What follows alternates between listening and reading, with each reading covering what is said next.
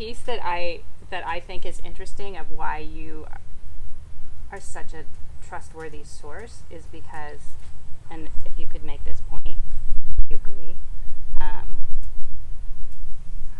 you have all of the medical background and all of the science background, but your research, because it's a personal passion, not tied to any institution, you're not bound by any. Right. I'm not part of the medical tyranny. It's not going to affect your credibility at work. Actually, we should actually talk about that in this. You don't have an academic reputation to protect. You don't have any specific, right? Like you have made your name as a surgeon, and this is completely separate. So you are unbound by all of the. Because I found other doctors who are willing to say that the sun has health benefits, but they won't then recommend going in the sun because they're too scared.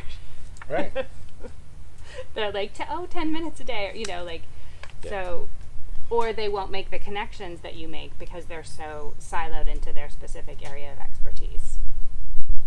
Whereas I feel like what you've done is taken your highly trained scientific mind and pulled it back and look at everything.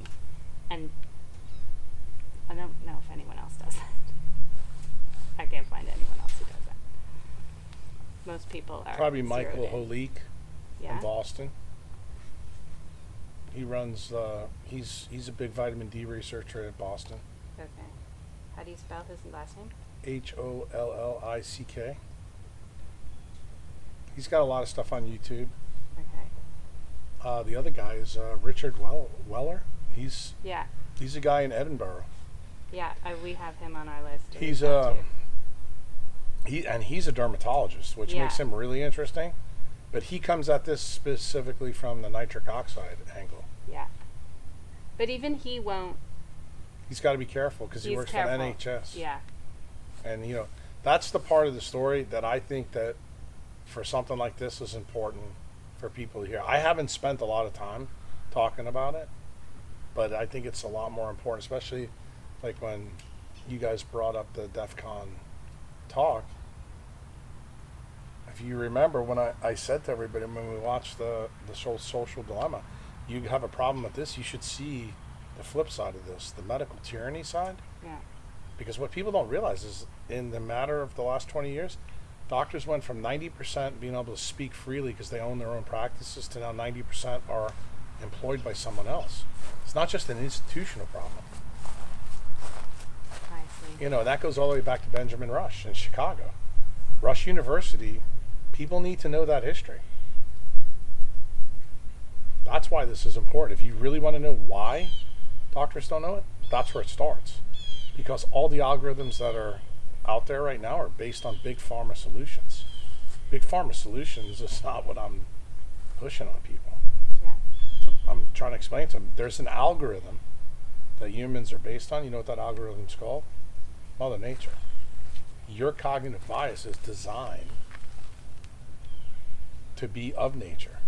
So it's not accurate to say, like if some of my members or I said, I don't have a cognitive bias, I'd have to say you have to see the perspective. The perspective is I don't have a cognitive bias when it comes to the things I was taught in medical school. I know what I was taught, but I'm also smart enough to realize I have to unlearn to relearn. And if you don't take useless data out of your data banks, those biases can pollute the things that you teach people. And then you have a duty, I think, as a physician, just to tell people, hey, this is the reason why this is out of my database. Tell them why. And you have to realize most of the other people that you're going to talk to, doctors on the other side, they haven't taken that out. Like the data for circadian biology is obvious. The Nobel Prize was already given for it, in 2016. So, I mean, when you hear that, it's kind of like the same story with nitric oxide. Yeah. Nitric oxide was, given the Nobel Prize in 1992. But you know what the problem is? Even to this very day, it's 2020 now. Does everybody really understand what the implications of the 1992 Nobel Prize was for clinical medicine? The answer is absolutely not. Yeah. Sunlight helps create nitric oxide release in our skin and arterioles. Well, once you know that, then why are we pushing drugs like Viagra? Why are we pushing drugs, that work on the nitric oxide renin-angiotensin system for big pharma. Why? Because you can patent it. You don't need a patent for sunlight. People just need to go outside and take their clothes off and do sensible solar exposure. The problem is, what does big pharma and dermatologists and eye doctors tell you? There is no sensible solar exposure. Because if you do go in the sun, you're not going to need our solutions. That's the point. That's the point that the regular Joe needs to get to. And what I just said right there, that's not controversial. Right. That's blatantly obvious. Yeah. It's medical fact. It's not opinion. It's not even hyperbole. So nitric oxide was well established in 1992. In 2017, circadian biology won the Nobel Prize. So explain to me the time lag between having something being clearly and firmly well established in the medical community and literature, and how long it would take for the results of that to become advice that you get when you go to the doctor. There's no hard and fast rule, but I would say most people, both on the clinical side and the research side, say it takes about 2.5 decades to go from benchtop research to clinical medicine. The caveat with that is, if it's something that's really important, like right now we're going through this COVID nonsense, if you had a vaccine come up that was really quite good, that would probably be something that would move the needle faster. But the history of medicine doesn't even support that. Most of the vaccinations out there take years to really have their true effectiveness. I mean, we saw with the polio. Polio just got technically eradicated in Africa in 2020, while that story started in 1951. So I guess if you consider 70 years, I wouldn't say that's an overnight success. In fact, there was a lot of bumps along the way to do that. But I think 20 to 25 years is probably reasonable, and something that I don't think people think about. I think now that medicine is going to an algorithm-based, evidence-based platform, whoever controls the code that's in the algorithm actually could set medicine back or set it forward, depending on what their goals really were. And when you understand that a for-profit system, like most people don't even understand that the NHS in the UK, which is, what we call socialized medicine here in the United States, or the Canadian system that you guys have up there, they don't realize those are technically for-profit systems too. And you know why they are? Because the NHS's goal, just as the Canadian government's role is, to limit costs. So guess what they do? They have algorithms based out there that take data in. So the algorithm is only as good as the data you put in. And, to make this point operational for people in the United States, I don't even think a lot of doctors know this. We're going through politics right now in the United States between Biden and Trump, and and Amy Coney Barrett, her being on the Supreme Court. What's the big issue for the Democrats really with her? They're worried about the ACA, which is Obamacare, getting turned over. The reason why, I really don't think the fundamentals are known even by most doctors. It took 5 years to write the code, the algorithms that Obamacare is based on. Do you know how much time it's going to take to put a new system in that controls cost?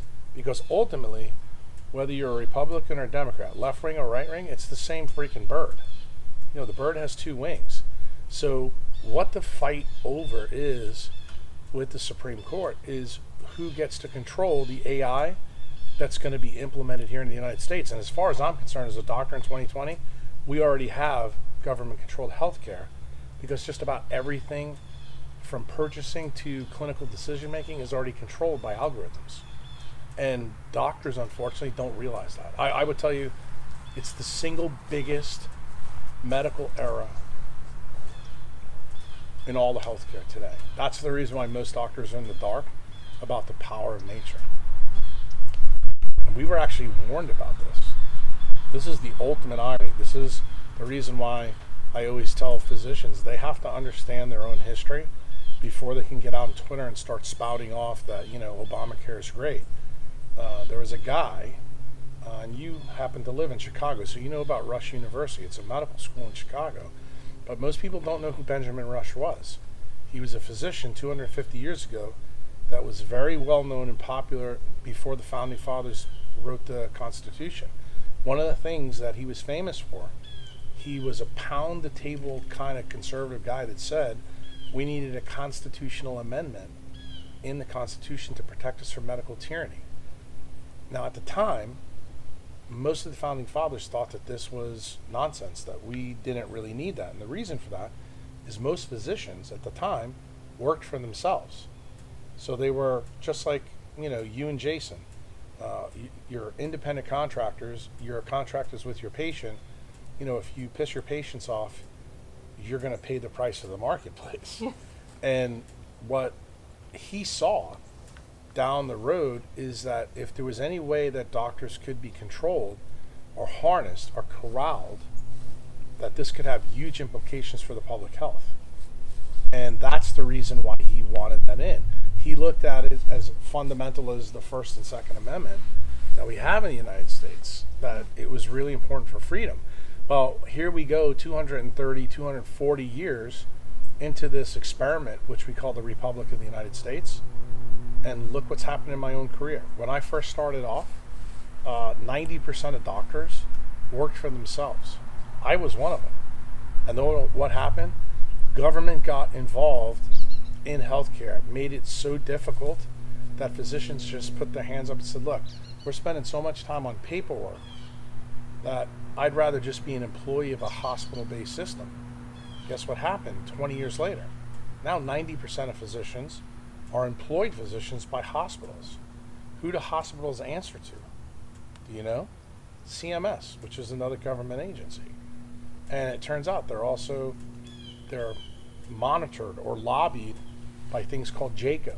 These are the Joint Commissions on Hospital Accreditation. Guess who controls that? The government. So all of a sudden you start realizing that if you can get all doctors in an employed situation, you can actually control their thoughts. How do you control doctors' thoughts? Because right now, and this is probably the most important part for people to understand, doctors don't think they're being controlled. And see, that's the beauty of the algorithm. See, the same thing, they just made a movie about this on the technology side that you know about. It's called The Social Dilemma. And one of the things that the people involved in the technocracy at Silicon Valley know is that these algorithms keep it below your ability to perceive really what the goal of the algorithm is. That's exactly what's going on in medicine. And when I talked to my members about it at my member event last week, I explained to them, you're worried about this on the technocracy side, what it's doing to your kids and things like that. You saw the spikes with kids killing themselves. The saddest part of the story, the bigger effect is what's going on in medicine. So when you want to know why doctors continue to focus in on calories in, calories out, what you eat and exercise, and any doctor knows that it's an epic fail for the last 120 years if that's your only variables. Part of the reason for that, that's the algorithm that's based into clinical medicine for people that struggle with the different health issues. And it turns out when you're a physician and you're in a hospital-based system, the first thing that they do before they hire you is they look at your social media footprint. They want to know, do you tell the truth or do you fall in line with whatever the hospital wants you to fall in line? And you have to realize hospitals are massive corporations that are linked to big pharma. They're linked all the way back to the Flexner Report. And you have to understand where the Flexner Report came from. There's a history there. And it turns out this whole thing was predicted by Benjamin Rush. Most physicians don't even know who Benjamin Rush is outside of the medical school that he's got in Chicago. And I happen to be one of those physicians that pays attention to those details because I see the nonlinear aspects of how algorithms or AI can change an industry overnight. That's the real story that needs to be told to the American public. It's the story why I'm so different than the other doctors. They don't see what I see. And because they don't see what I see, then I get branded as a quack, as a nut, and this and that. But actually, when you sit down and understand how much thought I've put into this, you start to realize maybe I know what I'm talking about, and maybe the rest of them need to go read a history book about Benjamin Rush, because it turns out what's going on in healthcare right now, our patients are being destroyed in chronic disease epidemics that we should be able to fix, but we can't, because what we're relying on for the input of the data is horrendously flawed, because the people that control it have a different agenda than the public has.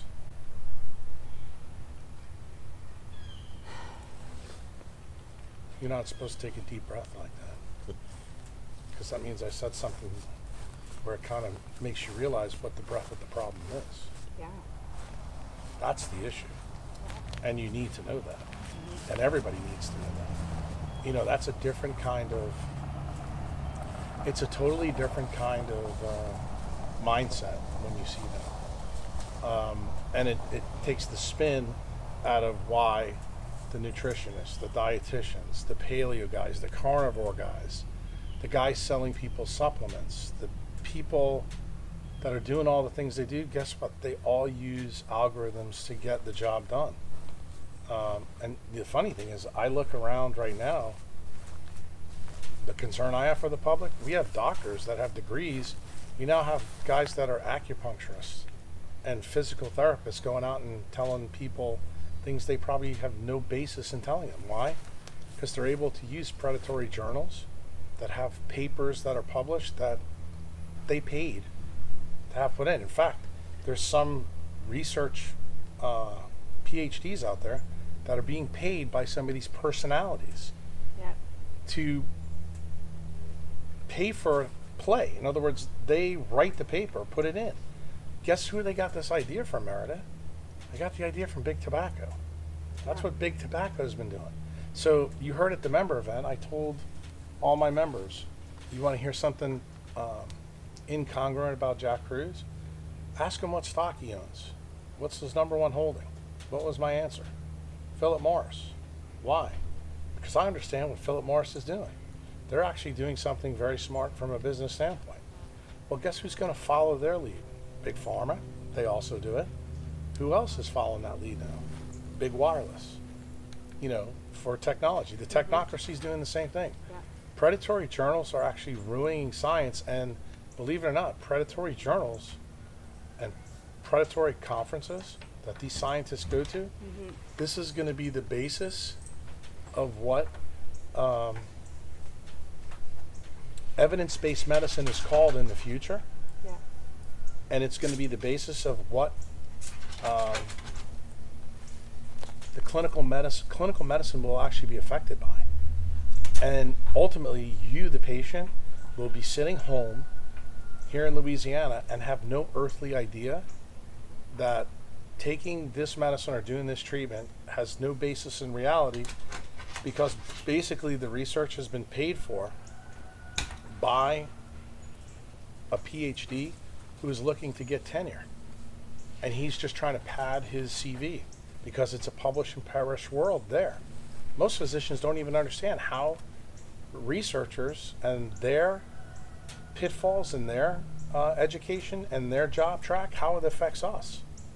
We actually rely on decent research. And the crazy part, and as far as I'm concerned, the taxpayer pays huge amounts of money to the NIH. I'll give you the perfect example, because you guys have learned this more than not. 98% of the NIH budget goes to studying the DNA and RNA genome. So guys like Craig Ventnor, that started back in the 1990s when Clinton was the president, they got all the press. That goes all the way back to Watson and Crick. It goes back there. And it turns out, where should the money be going? To the other genome that's in our cells, called the mitochondrial genome, because that's the one that makes all energy in our body. And you know, you don't have to be a rocket scientist or a doctor to realize that a body that has no energy is called a cadaver. A body that has a lot of energy is called healthy. So guess what we should be focusing in on? The genome that makes all the energy. And here's the shocking thing. The DNA and RNA genome has about 22 to 25,000 genes in them currently today for a human. And guess what we've known from the get-go? We have 37 genes in the mitochondria. Don't you think it'd be a little bit easier to tackle 37 genes than it would be to do 25,000, considering that 13 of the 37 genes are solely tied to making energy in a mitochondria? But we don't do that. Right. Okay, so speaking of mitochondria, most people learned about that in ninth grade biology. Millie's taking it this year. She just did her little diagram of her eukaryotic cell, and there it is. We learn it's the powerhouse of the cell. So explain to me what the next step and the next level of thinking is that is making it clear that mitochondria is the real area of focus if we're concerned about health. It's actually simple. It's energy. When you have a mitochondria that don't function with as high an efficiency as it should in a healthy new child, diseases show up. In fact, that's actually how diseases manifest. As energy production in the mitochondria drops, diseases manifest. Is that Jack+Kruse's observation? No, it's Doug Wallace's observation. He's probably the world researcher that's done more for mitochondrial biology than anybody else. He's at the Children's Hospital of Philadelphia. You know, he's been doing this for over 40 years. He's the guy that figured out we only get our engines from our mom. So that means mitochondrial DNA is only inherited from one parent. That's pretty cool stuff. That's not true with DNA or RNA. Not only that, the wiring diagram for the mitochondria actually sit awfully close to some of the key features of DNA and RNA. He's made the case for quite a long time that size and shape changes in the mitochondria linked to energy production. Now, most people, and he's guilty of this too, he hasn't really done a good job, I think, telling clinicians this, but you've heard me say all the time that I can teach a third grader, hey, what happens to your ankle when you twist it? Does it get bigger or smaller? It gets bigger. What happens to your heart when you get heart failure? Does it get bigger or smaller? It gets bigger. What happens to a star in space when it's dying? Does it get bigger or smaller? It gets bigger. So guess what? Right there, we see 3 different examples of where energy is lost, things get bigger. But yet, when people get fatter, we tell them they eat too much. They have too much energy. Does that make any sense from a thermodynamic standpoint? Absolutely not.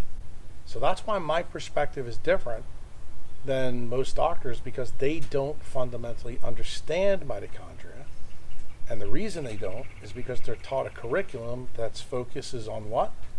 DNA and RNA. So can you ever get to the truth if you never look under the right stone? And why is it that we're looking under that stone? Might it be that the people who are in charge of the algorithms that began with the Flexner report don't want us to look in the right place? Is that potentially why we're being taken advantage of for as long as we have, and why every decade that goes past us in medicine, it gets harder and harder to be a contrarian, to be the salmon that swims upstream? And I think when you examine some of the things that I talk about, these things are really not hard. I mean, before we did this interview, you were very concerned about me getting too technical and this and that. I've already explained to you how mitochondria work, and I don't think I even used the words autophagy and apoptosis yet. Not one time. And the thing is, you don't need to know that. Yeah. I think the public needs to know that they need to become black swan mitochondriacs, because if you focus on the mitochondrial genome, even if your doctor ignores it, you will get better in spite of your doctor. And that's okay. And, you know, I have one of my members came to see me this week in Destin for his farm visit, and I told, this was one of the coolest things I think that's ever happened on a farm visit. This farm member has had a massive transformation in his health and, you know, in his body and how he looks. And he's an older guy, you know, he's in his 60s. His doctor sent me a note. By the way, I have problems with tinnitus and things like this. Is there anything Dr. Kruse can send me? And I chuckle, but I actually said to the farm member, I said, you want to know something? This is a doctor that you probably want to keep. You know why? Because he's open-minded enough to know that what his patient learned from me was really successful, he couldn't help that patient. And he's looking now for more information. Is there something that he didn't learn in medical school? Most people, especially Americans, hear this story and we'd be furious at that doctor. Well, here's the part of the story I haven't told you. He's Canadian. So is the doctor. So that's a total different aspect. And I think when you actually think about medicine and me being a surgeon, the word surgeon, what does it mean? It means to teach. And, if you would ask me the first 25 years of my career, that's not how I looked as a surgeon. I was more like a mechanic for the brain and the spine. Now I look at my role completely different. Now people want to sit and talk to me and do interviews like this and ask questions why my perspective is so different than everybody else. And for you guys on the public side, you want to get this message out. You find it very difficult to talk to your friends, your family, people you work with, say, why do you guys wear funny glasses? Why do you wear sunglasses at night and you don't wear any sunscreen during the day, and you sit out in the sun and you try to do things completely opposite what the dermatologist or the ophthalmologist would tell you?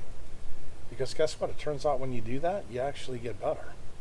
You actually don't rely on some of the canned ideas, treatments, drugs, whatever you want to call it, that people have been peddling for 70, 80, 90 years. And then when you get to be a real skeptic, like hopefully some physicians who watch this will be, you go back and look at the data and say, why is it? Why did the dermatologist get a pass and never answer the question? Why is it that people who have the lowest vitamin D levels have the most skin cancer, the most melanoma? Let's face it. If you have a low vitamin D level, it means you're not in the sun, right? But yet, those are the people that tend to get the cancers. That should stop you dead in your tracks and go, why am I putting the sunscreen on? What's the link to the sunscreen? Then you find out that sunscreen's a $6 billion industry in North America. Yeah. And then you go, oh, so without sunscreen, you might not need to go to the dermatologist. How's that for irony? What would you say is the biggest myth that people have about going out in the sun? That the sun is toxic. That is absolute, utter nonsense. If it was, every wild animal and all these beautiful trees around us would have every rip-roaring disease, and it turns out we're the only animal on this planet that has chronic disease epidemics. And what do? We come out of our mama, we wear clothes, we wear sunglasses, we have sunscreen, sun cream for the people in the UK. It's almost ludicrous. If you took your 3 children to, one of the farms that are up here, and you saw a baby horse or a baby pig being born, would they come out with Abercrombie and Fitch on it? Like you put in your baby before you take baby pictures? Is there any animal that does what humans do? Maybe we need to start asking those questions right then and there. Maybe we need to start questioning anything. One of the big questions that got me down this path, I have to tell you, I told some of these guys this weekend. I remember distinctly waking up in New York City, going to high school. I would always go out with a wet head. At the time, I used to have curly hair like Robert Plant from Led Zeppelin, and it used to go down the back of my head. I would go out with it soaking wet. It would make my coat wet, and I'd ride to school on the subway. In between the subway cars, and my hair would freeze. Every day. My mom was convinced I was going to have pneumonia, I was going to die. Turned out, when I was that age, I was the only one in the house who never got sick. Even living in New York City, traveling in a subway, that's the effect of cooling on your head. That's something called cold thermogenesis. Well, let's fast forward now 30 years. I'm a neurosurgeon. What do I do when someone gets their head bashed in? I cool their head to improve their function. Why? Because it actually makes mitochondria a more thermally efficient heat engine. How about that? So guess what? The same principle that I didn't even know I was doing at 14 years old, actually now at 55, people are paying me money for it. And when I teach people to use it for different diseases, now their primary care doctor will say, oh, well, this, we're not talking about your head kicked in, we're talking about you having diabetes, or we're talking about you having obesity, it won't work for that. Well, it won't. Tell me why it won't. And they can't. And, it's the height of ignorance and arrogance for someone to not examine the science behind something and then go out and tell the public, oh, this won't work. It's absolutely, and I'll tell you, it's an epidemic in medicine right now. Huge epidemic. Yeah. And I always tell people it's the mark of an educated mind to take something you fundamentally do not believe. So any physician watching this who doesn't believe that the sun is helpful for health, you need to hold that concept in your mind, go examine it, go look at all the papers that are out there. You might be shocked at what you find. You may find that what you learned at Harvard, Yale, Cornell, UCSF, UC San Diego, any place you want to go, all of those places, the medical curriculum is subsidized by Big Pharma. Shocker. Because also from a global perspective, we've traveled in Southeast Asia. Jason's done market research in parts of Africa. No one in any of these places would ever use sunscreen. You don't spend money on something like that. And yet they don't have money nobody to do it. is sick with the same diseases that we are. Correct. So is this a uniquely developed country problem where we've created this toxic myth about the sun? I'm going to be very honest with you. I think that's how it was developed in the 40s, 50s, 60s, 70s, 80s, but I think it's changed now. Why? The algorithm way back when it started was really done through the Flexner Report. I want people to understand the Flexner Report really came out of three major guys: Rockefeller, J.P. Morgan, and Carnegie Mellon. And people probably heard the name Carnegie Mellon because he's got a pretty big facility up in Pittsburgh where he came from. What the goal was there, Teddy Roosevelt took apart Standard Oil. And what Rockefeller basically did was take all of his excess byproduct and said, I'll get my company back one way or the other. I'll pay Congress back for doing this. And that's actually the birth of Big Pharma. So how did he do it? What was Rockefeller's original algorithm? Because everybody knows back in 1911 we didn't have computers. But what we did have was policy. So he went and paid a guy named Flexner to go study standardization of medical schools. So at that time, medicine was the Wild West. You could be taught anything, go out and do whatever you wanted. There was really no central standardization for medical education. They decided to do that. So this is a good thing. This is actually a company who sees this as a problem. But what did they do? The same thing an algorithm does. They decided that they wanted to have their solutions as top rung for this new medical education. So they set policies how medical schools should be run. How did they enforce that? They made sure they funded those medical schools. And they had huge influence on the curriculums in medical schools. So guess what the algorithm was then? Policy and curriculum. Okay? Today, that's all been replaced by code. And people don't realize that. Okay? So the goal back then was to standardize medical education. If you understand it from, I guess, I want to say business operations. I'm actually thinking about Sigma 6 now. Jack Welch would say, if you want to solve this problem, the smartest thing to do is get control over as many universities as you could and standardize them. Make sure they all do the same thing.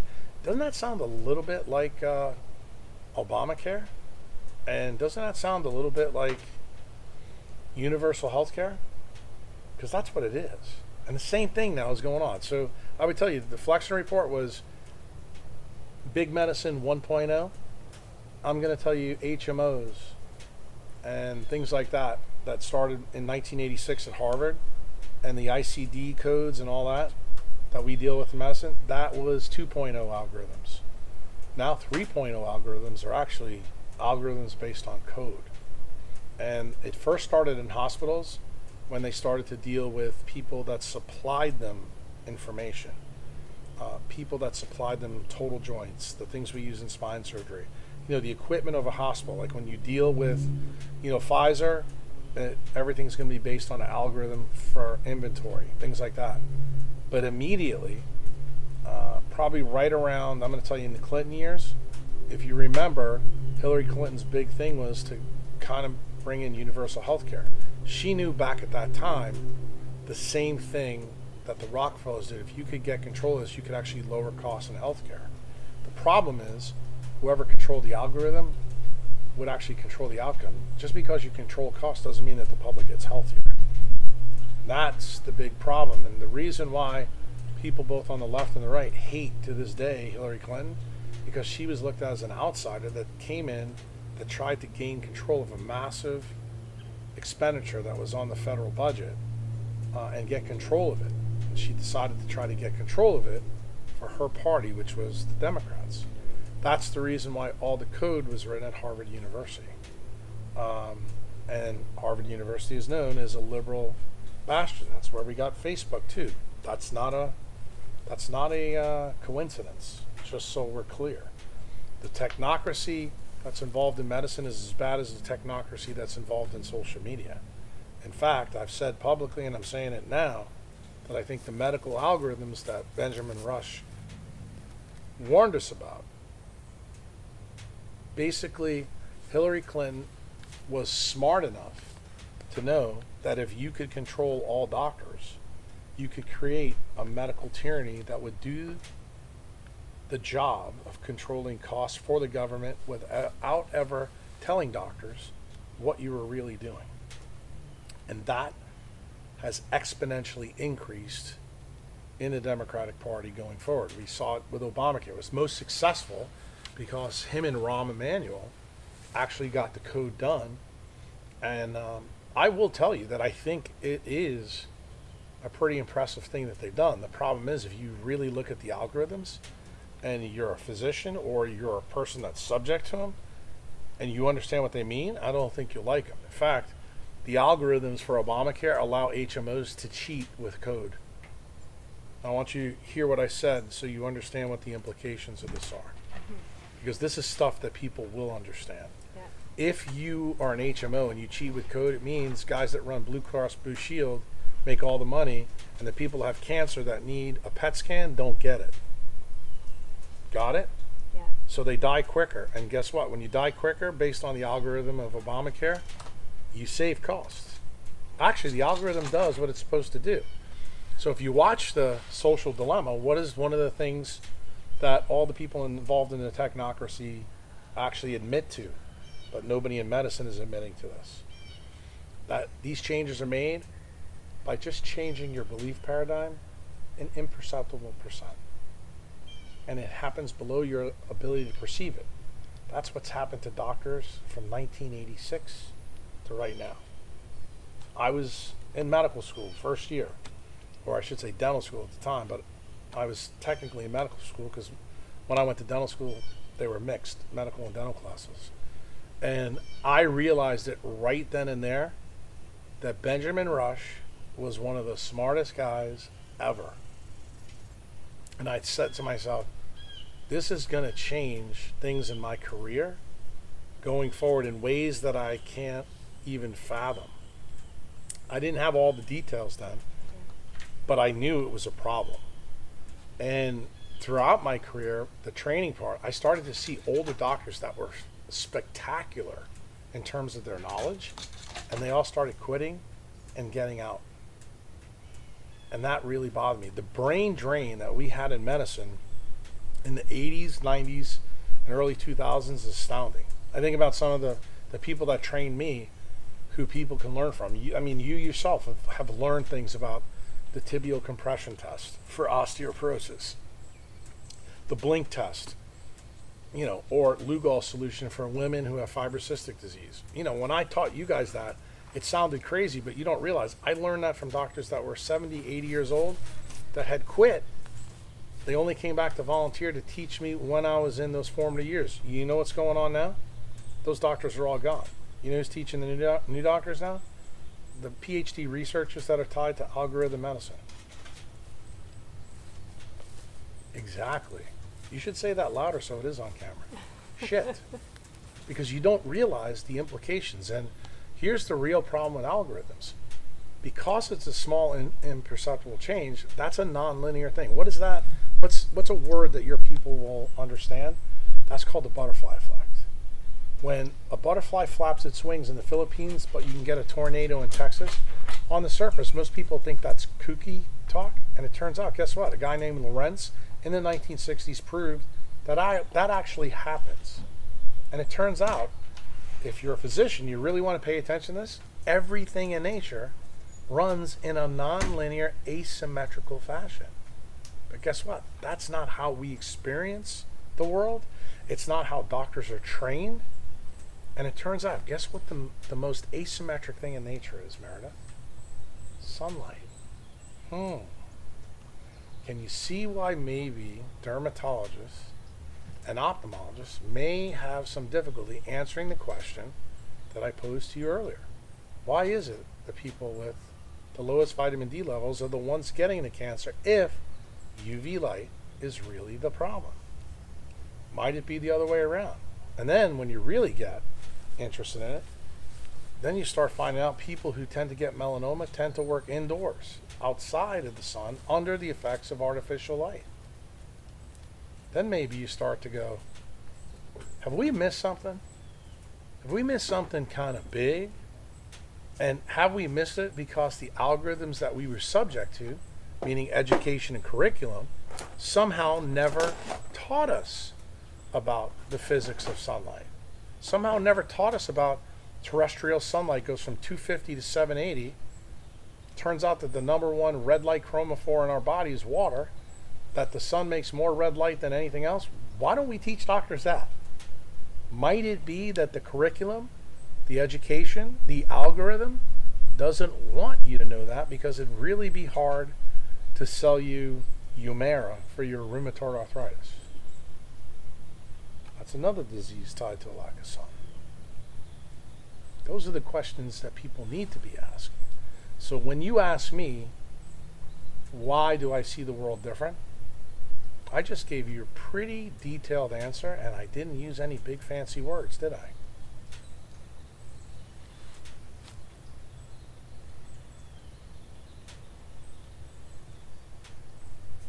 So this all makes sense, and I think it would line up really well with most people's experience of going to the doctor, especially if you have something for which there is not a well-established pathway, which is a lot of the fibromyalgias and the chronic fatigues and all of the things, all of these chronic epidemics.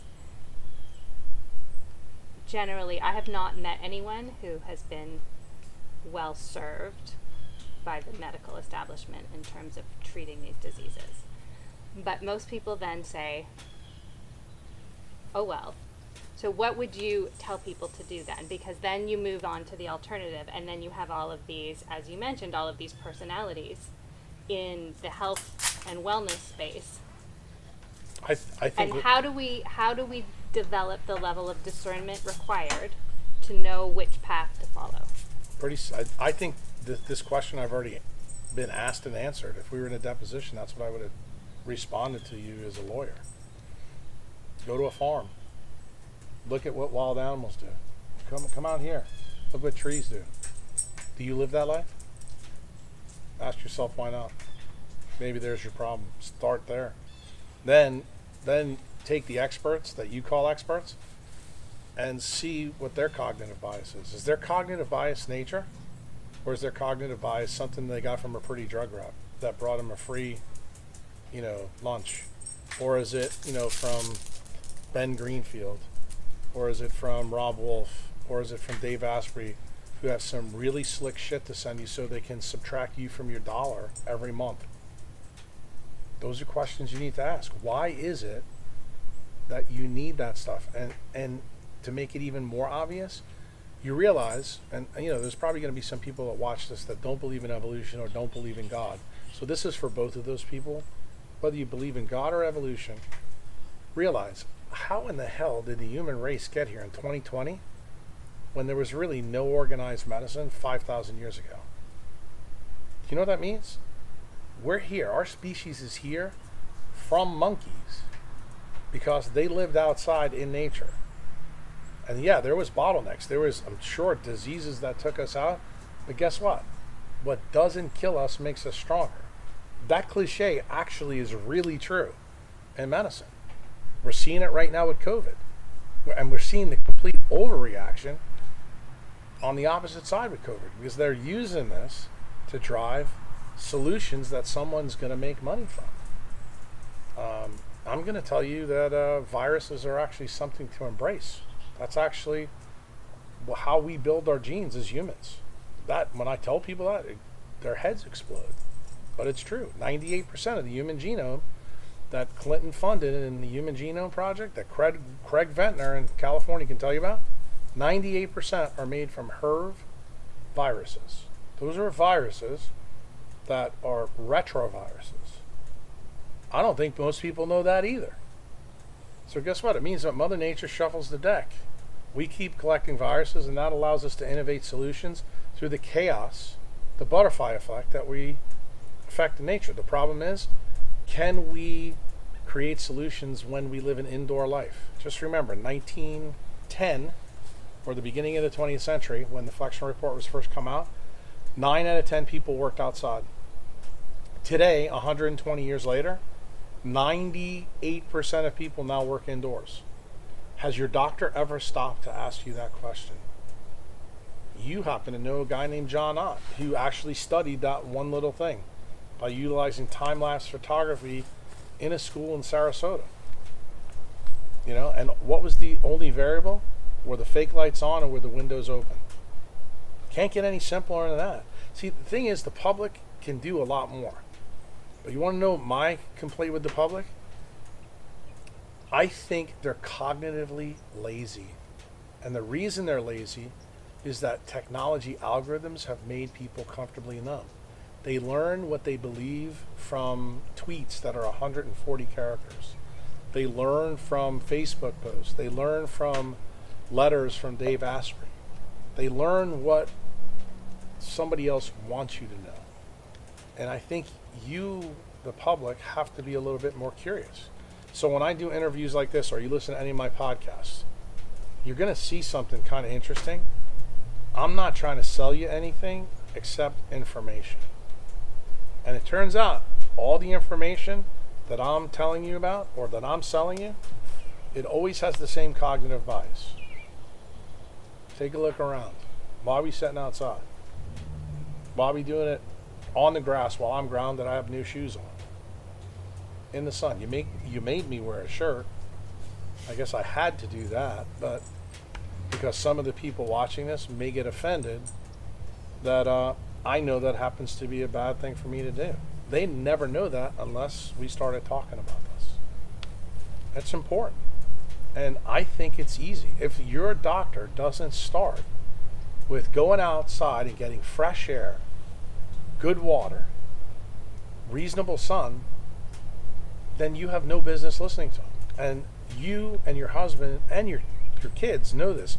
I always give patients, when I first meet them, the story about the orange tree. I always take it back to something that everybody understands.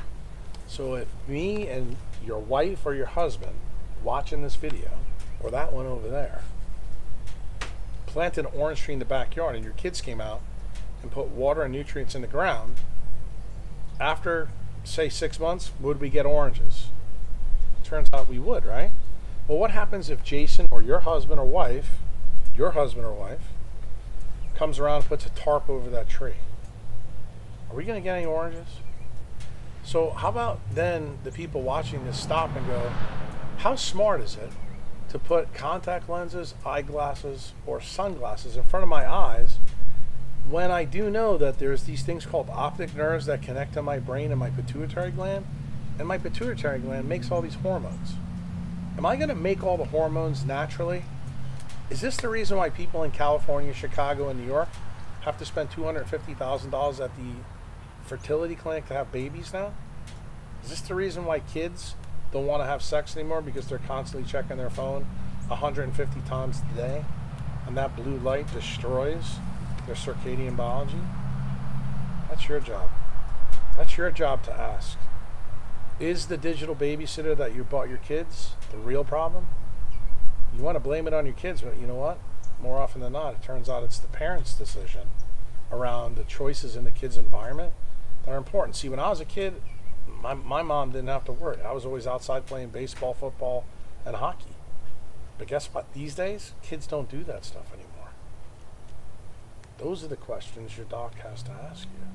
Yeah. And they don't. You know why? Can you ever find the solution if you don't really know what the problem is? And that was really the whole goal of the Flexner report, is to use curriculum and education to get doctors to think everything was scientific with someone's real idea in mind. What was their real goal? So that's why Jack's different. See, no big science words. So left to our own devices, we are naturally optimized for health if we don't interfere with all of the civilization that you we have keep creating. 3.8 billion years of quantum randomized controlled clinical trials going on in you. You have a doctor inside your head and your body that works if you get out of its way.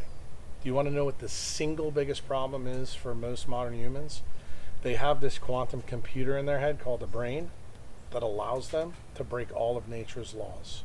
And they do it below their own perception. I told you, just wearing clothes or putting contacts or glasses on are some of those examples. But because society or corporations have convinced us we should do this, for eyeglasses it was Coco Chanel, 1940. Nobody wore sunglasses before that. I mean, there's text and papyruses in Egypt that, yeah, people did, but those were like pharaohs. We're not talking about those people.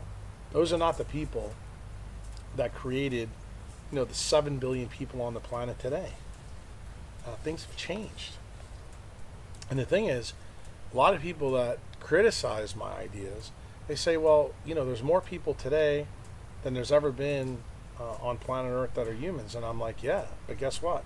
Doctors have to keep them alive from 50 to 70. So are we really surviving? Are we thriving? Or are we sick? And we tethered to some big solution. I mean, the last data I saw is a 50-year-old in the United States is tethered to minimum of 10 medicines. To me, that's preposterous. But that's really awesome news, man, if you're a Pfizer stakeholder. It's really awesome news if you're behind Gilead like Dr. Fauci is. It's a really good thing if you're tied to Craig Ventnor's stuff or almost any research. Remember, all research is funded by these people. So you have to start to ask yourself, isn't the curriculum, isn't the research, isn't the idea set still the biggest impediment we have today? Have we now just figured out how to cheat with code? Now it's even easier to do. That's what people don't understand. That's what really makes me different. I actually get you to look under rocks that you didn't even know where the problem was. And I've told all the people that follow me, talent only gets you so far. True genius is when you start to look in places that nobody ever thinks to look because you ask questions that nobody else thinks to ask. You force people to look at things that they haven't seen. And I think the mark of a great leader is to take people not where they should go, where they ought to go. That's the focus. You want to learn about this? You find somebody who can teach you about nature, teach you about the basics in biology. You get those things right, you'll be unstoppable. Great. That's a beautiful place to stop, I think. That was amazing. Thank you. Fucking A.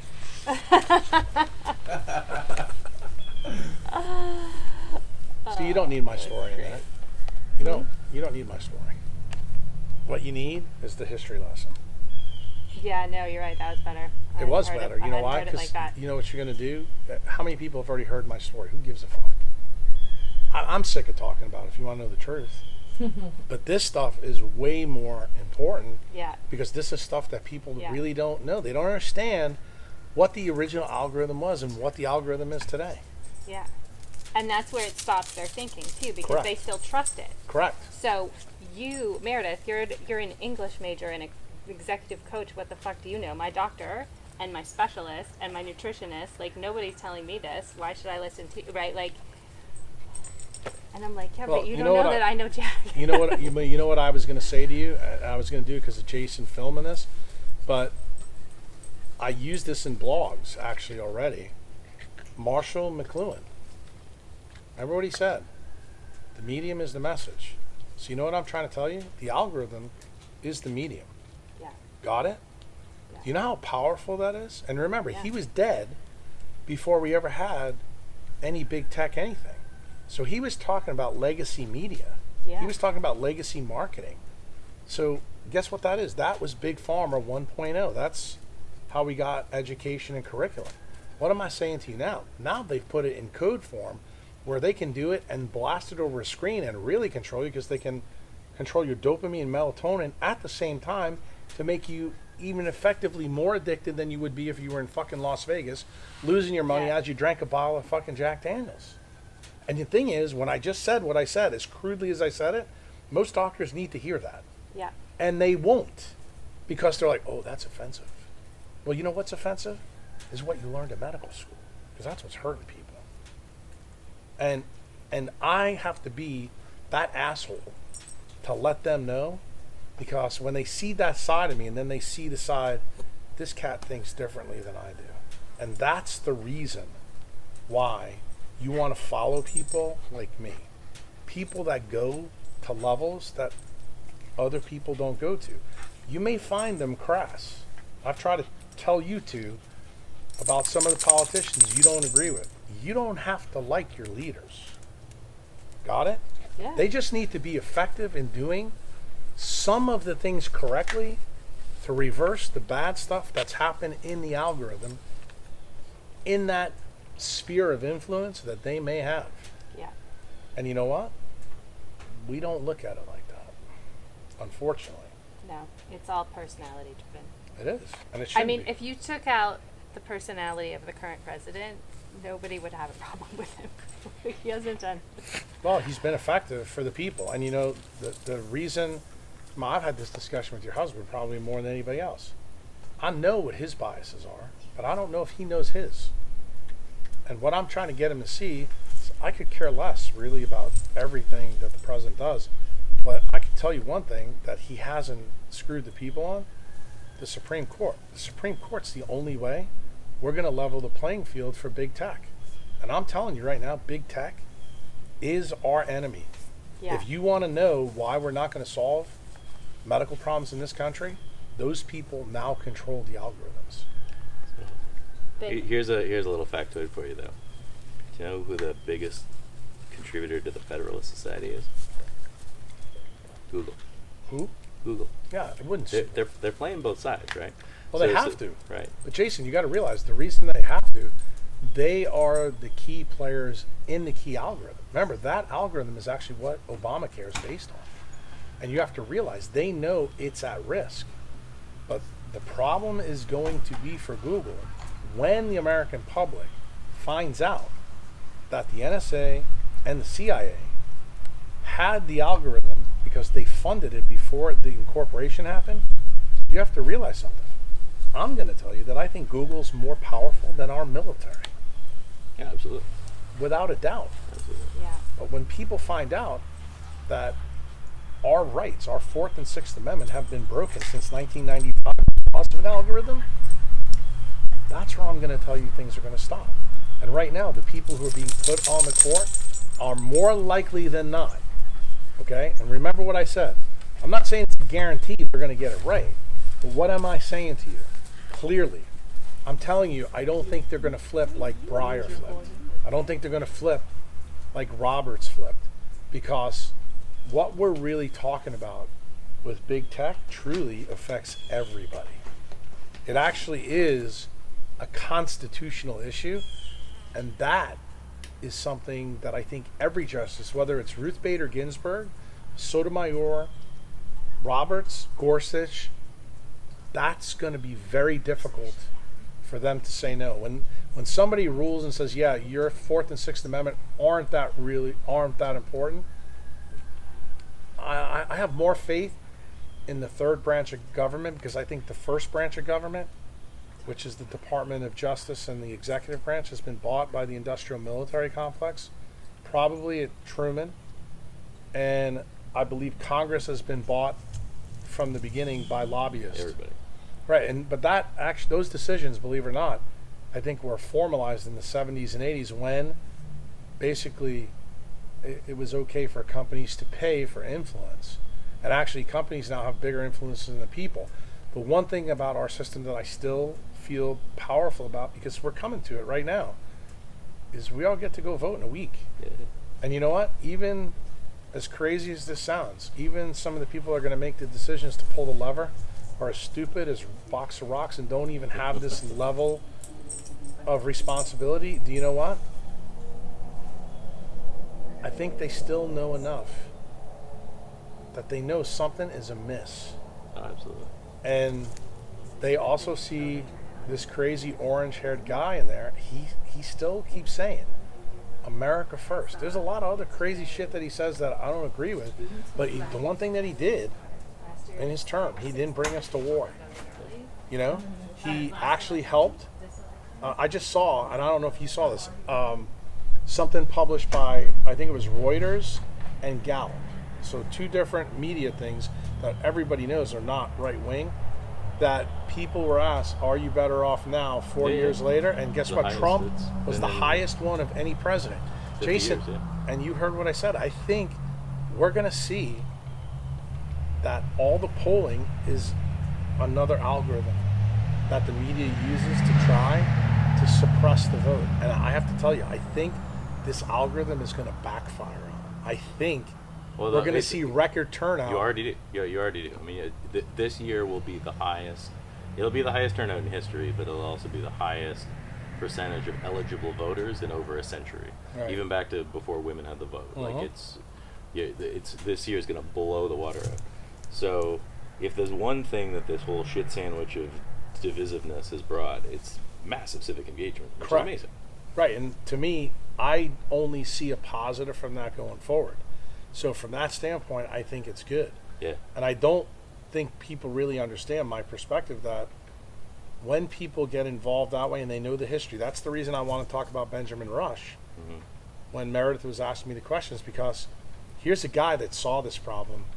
He didn't understand kind of what it would look like in 3 dimensions today. Yeah. But God, was he right? And God, do we need the 26th Amendment about medical tyranny? Because if we allow corporations to control the public health, we're in deep shit. You already do. I know. I mean, that's part of the reason why I told you I had a huge problem with Fauci. And, you know, I love the fact that Trump got Atlas to come out and say, look, herd immunity, and we probably should have did this on camera because this is important. It's incredible to me that Fauci could actually get out there and say, look, you can't have herd immunity without vaccination. I'll tell you, all the left-wing doctors on Med Twitter, they actually believe the same thing. Yeah. And here's the funny thing. What is Atlas fundamentally saying? Guys, by the way, we're here because all the pandemics that happened for the last 2 to 4 million years, we're here because of that. We didn't have vaccines then. So to say that there's no natural herd immunity is absolutely preposterous. It's like saying, oh, my horses come out with blankets on them and have sunglasses. It's that simple, and I don't believe, you know, people will sit back and say, well, I don't know who's right, Fauci or Atlas. But when you frame the problem just as I framed it, you go, yeah, that doesn't make any sense. And you think about how simple it is to solve. Did you need a Harvard education to figure that out? No. So what I'm worried that the judicial branch is starting to get corrupted more and more. It is. Too, because there is a crazy amount of dark money that goes in. I mean, even just the Federalist Society. Right. You look at their donor list. I've read their annual report. Like, Google is literally one of their top 3 donors. Robert Mercer, right, from Cambridge Analytica. Right. You know, he's made billions of dollars and lots of different things. You know, so you have a lot of people putting a lot of money now into that process, and so that process, where you know what the number one thing is? Anthony Kennedy's kid is doing business with all the kinds number of one people thing and I stuff think like that we need to do is it really worries me, because I agree with you.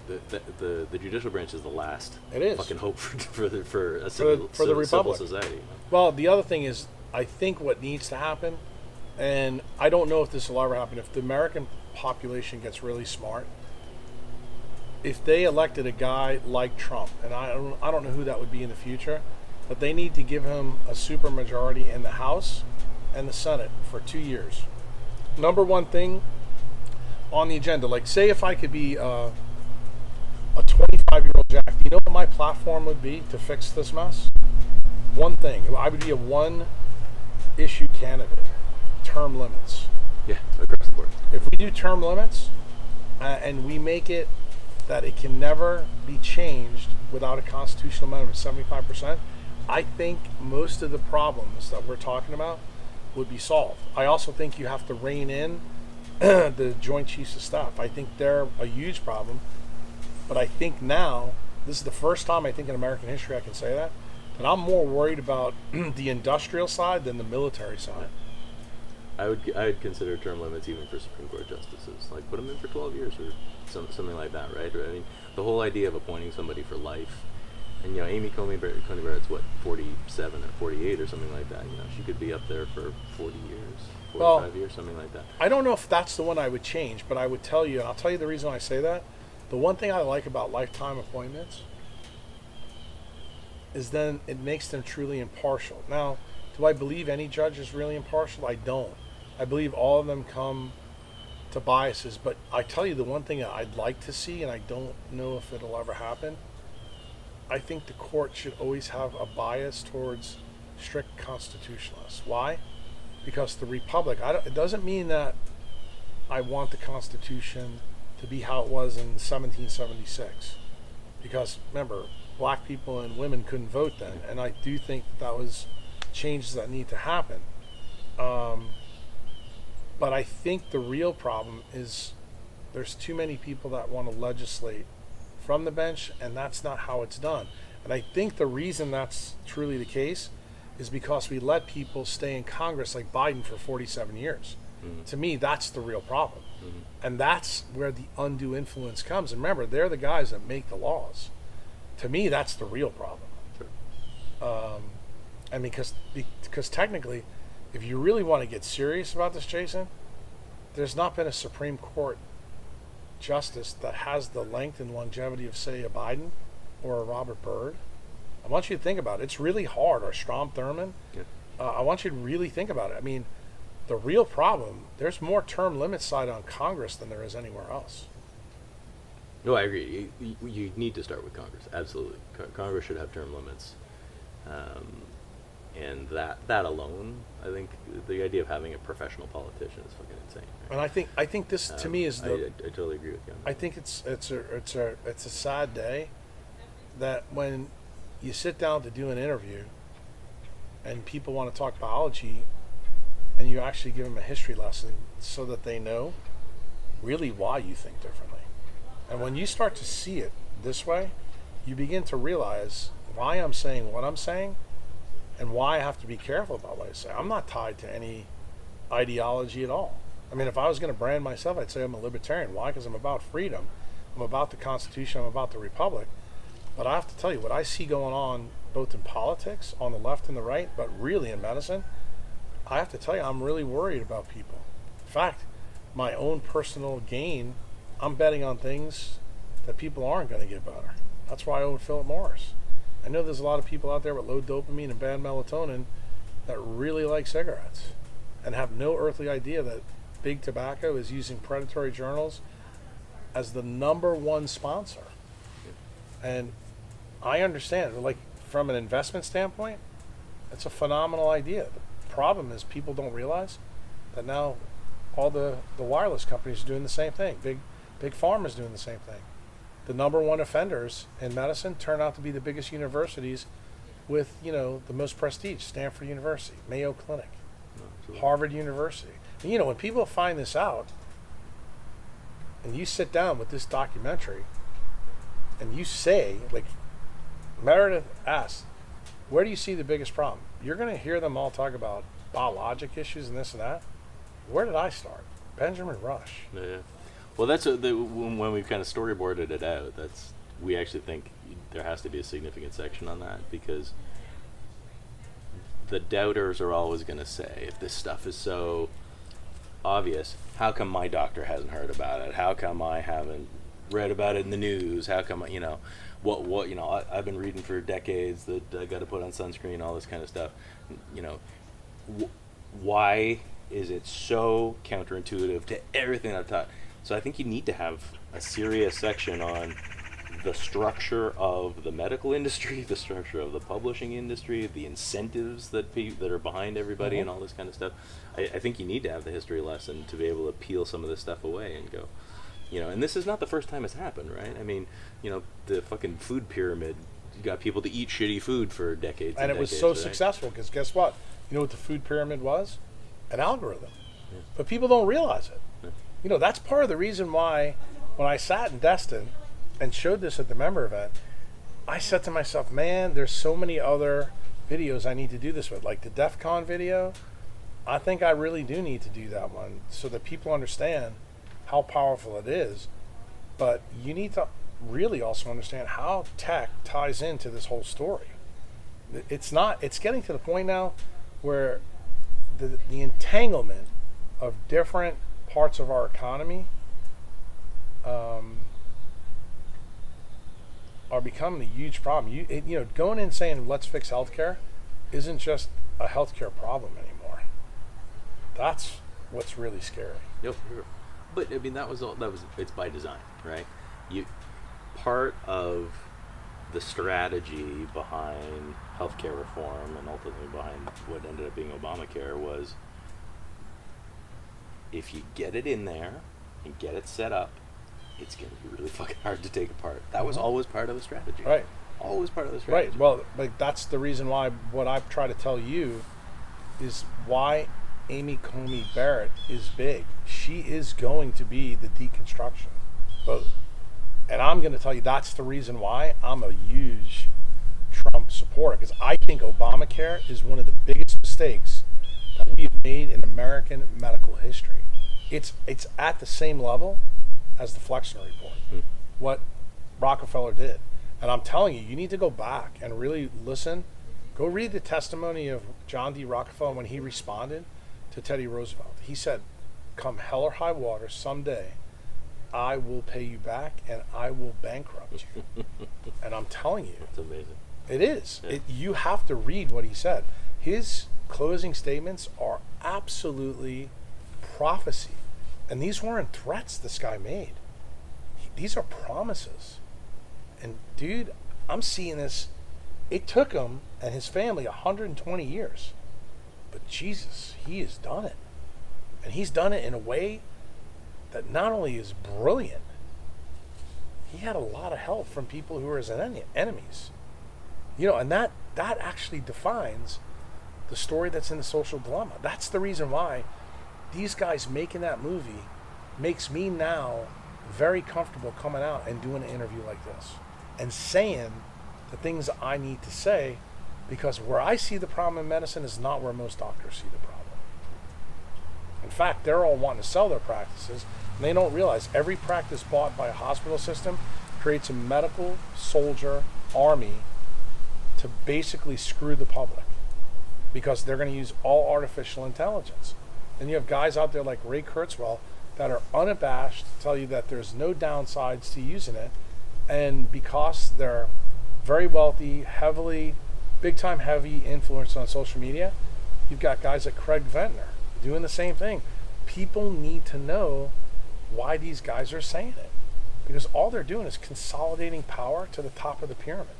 They're creating the biggest Ponzi scheme ever to gain control. And the crazy thing is, Jason, not one bullet has had to be fired. Sure. Not one bullet. The only thing that's been shed, the bloodshed that's been spread, is people getting chronic mitochondrial diseases. That's the bloodshed. Yeah. Oh, that's a lot of fucking bloodshed. Right? Yeah. I like your hair. Thank you. All right. Hopefully, Lindsay just hopefully did that it was good. Thursday. It looks really Oh, good. it looks really good. Is that good for everybody? Yeah, hold on. Let me just She finish said, Oh yeah, I this. forgot about that. She said you Let me have take to. that off. Well, I gotta fix you. That's what she told me. I had 4 colors going on. Ooh, thank you. Ooh, thank you, Mom. Buble. Hey, where's my glasses? I don't know where They're you put over them. there. You stick them on that ledge over there. There's some here. They do us. That's Benny being bad. See that, Meredith? So you just learned something about interviewing Jack? You told me where you want to go. That was the biggest mistake. You know why? I never let anybody take me All where right, they wanna Benny, go. come on, dude. I always take them in a different place. Yep, that's true. You sure do. And he's like, what's going on out here? Nobody let me out. Did you see all the butterflies flying around as you're talking about the Yeah. butterfly? Yeah, thing? literally as you were talking I know. about butterflies. I thought it was kind of quantum entanglement. It was quantum entanglement. I said, oh, what are the chances of that?